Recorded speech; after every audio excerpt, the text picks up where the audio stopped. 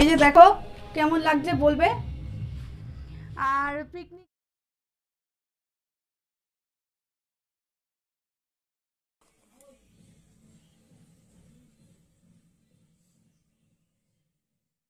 নমস্কার বন্ধুরা, তোমাদের সবাইকে জানাই ফুড লাভার চ্যানেলের নতুন একটা ব্লগে স্বাগত।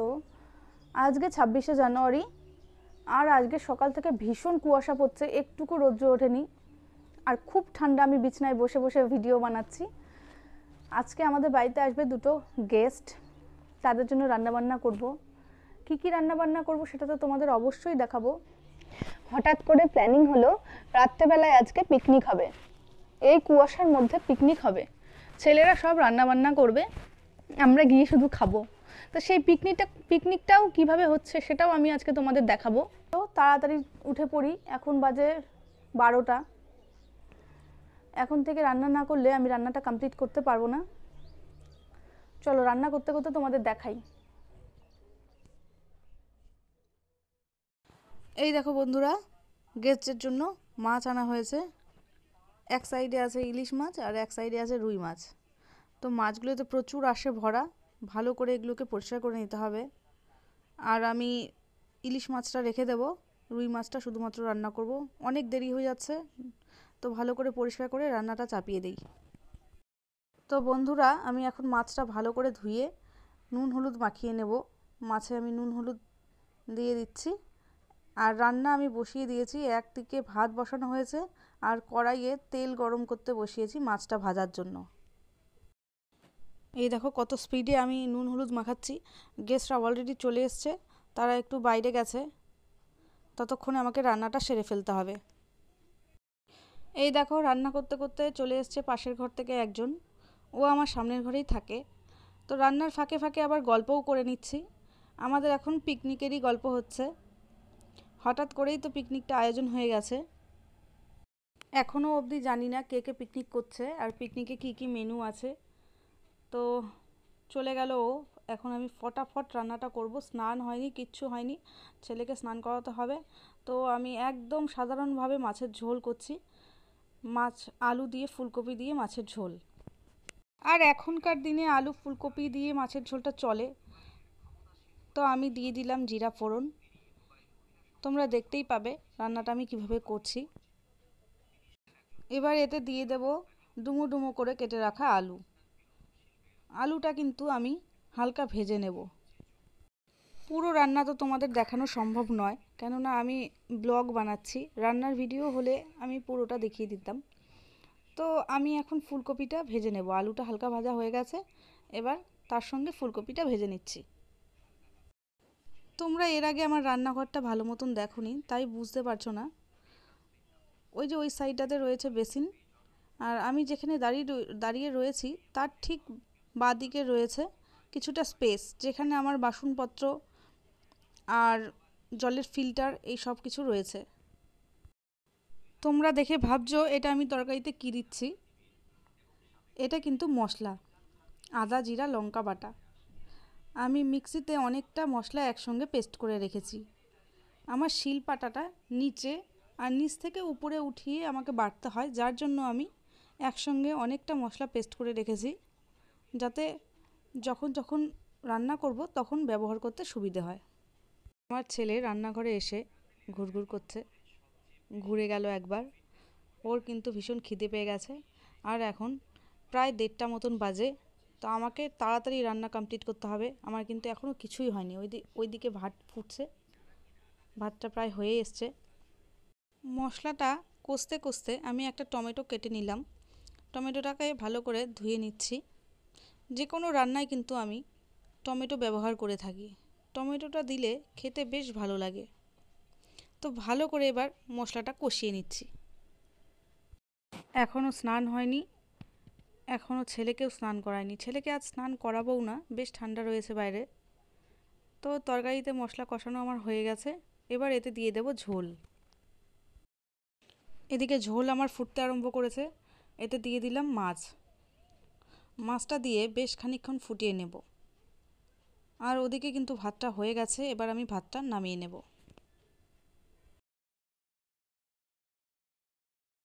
হাঁড়িটা সরাতেই সাইড থেকে কি বেরিয়ে এলো দেখো। ওটাতে কিন্তু বাসন মাজার সাবান রয়েছে, আর বেসিনের পাশে এই জন্যই রাখা, তাহলে বাসনগুলো মাজতে সুবিধা হয়। তো আমি ভাতটা উপর করে দিলাম।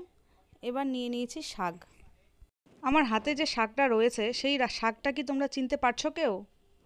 এই শাকটা কিন্তু রাই শাক। এই রাই শাকের ভিডিও আমি আগে কিন্তু দিয়েছি। তো শাকটাকে আমি ভালো করে ধুয়ে দিচ্ছি, শাকে বালু থাকে। এদিকে আমার মাছের ঝোল কিন্তু হয়ে গেছে, মাছের ঝোলটা নামিয়ে নেব আর শাকটা টুকরো করে কেটে নেব। শাকটা ফটাফট রান্না করে নিতে হবে।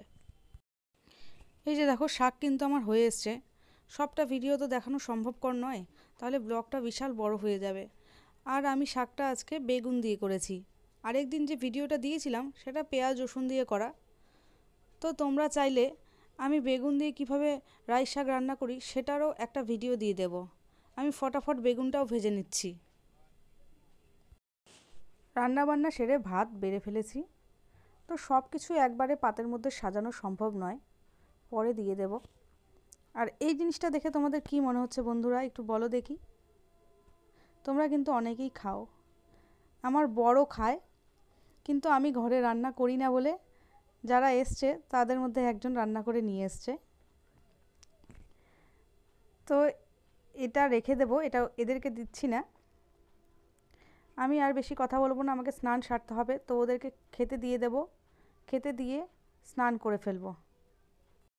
স্নান খাওয়া সবটা সেরে ছেলেকে নিয়ে নিচে চলে এলাম। একটু পিকনিকের ওখানে যেতে হবে, সবজি কাটাকুটি করতে হবে, তো সেখানেই চলে যাচ্ছি। এই যে দেখো, আমরা কতজন বসেছি সবজি কাটতে। পিকনিকের কিন্তু বেশ ভালোই আয়োজন চলছে, আর অনেকক্ষণ থেকে এই সমস্ত কাটাকুটি চলছে, প্রায় সন্ধে হয়েই এসছে। এখানে বাঁধাকপির ঘন্টর জন্য বাঁধাকপি কাটা হচ্ছে। তো এখন এখান থেকে আমি চলে যাব ঘরে, ছেলেকে কিছু খাবার করে দিতে হবে আর সন্ধ্যাও দিতে হবে। তো ঘরে গিয়ে ফ্রেশ হয়ে পিকনিকে আসার জন্য রেডি হয়ে নেব। বন্ধুরা, পিকনিক যাওয়ার জন্য পুরো রেডি হয়ে গেছি। এই যে দেখো কেমন লাগছে বলবে। আর পিকনিকের টিফিনে রয়েছে ভেজ পকোড়া আর কফি। সেটার জন্য মাইক অ্যানাউন্স করছে, এখন দৌড়ে যাব। ছেলে চলে গেছে আগেই। তো চলো পিকনিকে গিয়ে তারপর কথা বলছি। এই যে বন্ধুরা, আমি পিকনিকের জায়গায় চলে এসেছি, গেটেই আছি এখন। ধীরে ধীরে ভেতরে ঢুকছি। আমাদের কিন্তু প্রচুর লোক হয়েছে পিকনিকে, 80 জন লোক মিলে পিকনিক হচ্ছে। আর পাশেই চলছে বক্সের আওয়াজে কিচ্ছু শোনা যাচ্ছে না। আমার ছেলে তো প্রচুর মজা নিচ্ছে। আমিও এখন টিফিন খাবো। টিফিন প্রায় শেষের পথে, আমি অনেকটা লেটে এসেছি। তার আগে তোমাদের একটু দেখিয়ে দেই ডেকোরেশনটা। এই দেখো, বেলুন দিয়ে ডেকোরেট করা হয়েছে। সামনেই পকোড়া ভাজা হচ্ছিল, আর এদিকে চলছে রান্নার কাজ। দুজনে মিলে রান্না করছে। রান্নাতে কি কি আছে আমি কিন্তু এখনও জানি না, তো আমি আর রান্নাটা ভালো করে দেখাচ্ছি না। আর পেছনে রয়েছে ব্যাডমিন্টন খেলার কোর্ট, সেখানে ব্যাডমিন্টন খেলে। আর এদিকটাতে রয়েছে ফায়ার ক্যাম্প। শীতের দিনে এরকম ফায়ার ক্যাম্প হলে তো জাস্ট জমে যায়। আজকে পিকনিকের সব থেকে মজাদার জিনিস হচ্ছে এই ফায়ার ক্যাম্প। এরকম ফায়ার ক্যাম্প করে পিকনিক হলে খুবই মজা হয়, বেশ চারপাশটা গরম গরম ফিল আসে। তো এখন একটু ওদিকটা চলে যাব।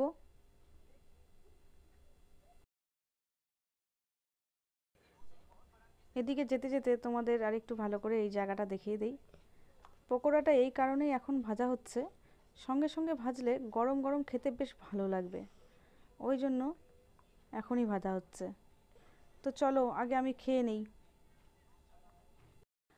আমি এখন দাঁড়িয়ে দাঁড়িয়ে খাচ্ছি কফি। ঠান্ডার দিনে কিন্তু এরকম টিফিন হলে খুবই ভালো লাগে। কফি আর পকোড়া, বেশ গাটা গরম হয়ে যায় কফিটা খেলে, আর পকোড়া খেলে তো খুবই ভালো লাগে। এই দেখো, আমার ছেলে কিন্তু খুব পকোড়া খাচ্ছে। টিফিন হয়ে গেলে এখন চলছে এখানে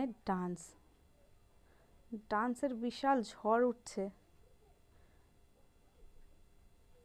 বন্ধুরা, তোমাদের এখনই একটা ভয়ঙ্কর ডান্স দেখাবো। বলো দেখি এই ডান্সটা কেমন লাগলো। আর এদিকে তো তুমুল নাচ চলছে, আমিও আছি এর মধ্যে। পিকনিক হবে আর ডান্স হবে না, এটা তো হতেই পারে না। খাওয়া দাওয়া পরে হবে, কিন্তু ডান্সটা সবার আগে হতে হবে। তো ডান্স তো হচ্ছেই। এদিকে ছেলেকে বলেছি ওর বাবাকে রাখতে, রেখে দিয়ে আমিও এখানে সামিল হয়ে গেছি। নাচতে নাচতে ঘাম ছুটে যাচ্ছে, তো নাচটা এবার একটু বন্ধ রাখা হবে। আর এই দিকে শুরু হয়েছে ছেলেদের ডান্স। ডান্সটা জাস্ট দেখো তোমরা।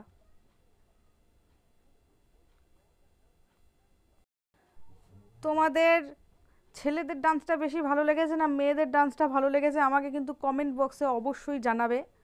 আর এই দেখো চারিদিকে এত আলো, কিন্তু এই জায়গাটায় অন্ধকার কিসের জন্য আমি বুঝতে পারছি না। শুধু শুধু পিকনিক হবে আর কোনো রকম টুইস্ট থাকবে না, এরকম তো হতেই পারে না, তাই না? এখানে রয়েছে পাসিং বল খেলা। এই দেখো খেলা হচ্ছে ফায়ার ক্যাম্পের চারপাশ দিয়ে। এরপরে রয়েছে আরও একটা খেলা, তোমরা দেখতে থাকো। এই খেলাটা দেখে তোমরা বুঝতে পারছো বন্ধুরা এটা কি খেলা হচ্ছে। এটা হচ্ছে মিউজিক্যাল চেয়ার খেলা।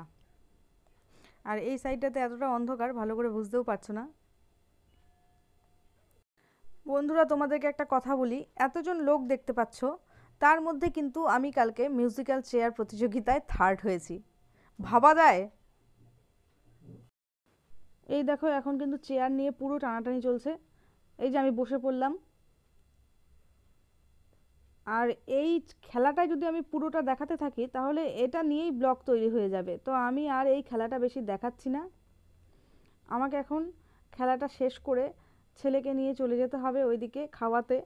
যথেষ্ট রাত হয়ে গেছে, তো চলো ছেলেকে খাইয়ে আমি খেয়ে নেব। খাওয়া কিন্তু স্টার্ট হয়ে গেছে, সবাই খেতে বসে পড়েছে। আর আমিও এদিকে ছেলেকে নিয়ে বসে পড়েছি, কিন্তু আমি খাচ্ছি না, ছেলেকে খাওয়াচ্ছি। আদিত্য মোটেও চিকেন খায় না, ওই জন্য ওকে আমাকে ডাল দিয়ে আর ভাজা দিয়ে খাওয়াতে হচ্ছে। ও কোনো রকম পাতে সবজিও নেবে না, শুধুমাত্র পকোড়া মানে বেগুনি ভাজা হচ্ছে, ওই যে বেগুনি দিয়ে আর ডাল দিয়ে ভাত খাবে। গরম গরম বেগুনি ভাজা হচ্ছে আর একদিকে খাওয়া হচ্ছে। আদিত্য একা হাতে খেতে পারে না, তো ওকে খাইয়ে দিতে হচ্ছে। আর যথেষ্ট রাত হয়ে গেছে, ও এমনিতেও ঘুমিয়ে পড়বে। পিকনিকে অনেক লাফালাফি করেছে, ক্লান্ত হয়েও পড়েছে খানিকটা। তো খাইয়ে দাইয়ে ওকে ঘরে নিয়ে চলে যাব। ওর মুখের এক্সপ্রেশনটা শুধুমাত্র তোমরা দেখো। আমি এক পিস চিকেন নিতে চাইছি ওকে খাওয়াবো বলে, কিন্তু ও সেটাও নিতে দেবে না। পিকনিকের মেনুতে কি কি আছে তোমাদেরকে তো বলাই হয়নি। এখানে আছে চিকেন, আছে বেগুনি, ডাল, বাঁধাকপির ঘন্ট, চাটনি আর খেজুর গুড়ের রসগোল্লা। আর সঙ্গে আছে লেবু আর স্যালাড, সেটা তো বলাই হয়নি। আর সবার জন্য একটা করে জলের বোতল। আরে না খেতে চাইলে দিও না তো। ও খায় না, মাংস খায় না কোনো। দিও না দিও না, জোর করে দাও কেন, খায় না। এই যে ভাত তোমরা তো দেখতেই পারছো চিকেন খাওয়ানো নিয়ে এখানে কত জোরাজুরি চলছে। তো আর বেশি ভিডিওটা আমি বড় করছি না। আদিককে খাওয়ানোর পর আমি খেয়ে নেব, খেয়ে সোজা চলে যাব ঘরে। এখানে এখন বেশ ঠান্ডা লাগছে, কুয়াশাও পড়ছে। ঠিক আছে, ঘরে গিয়ে তারপর তোমাদের সাথে কথা বলছি।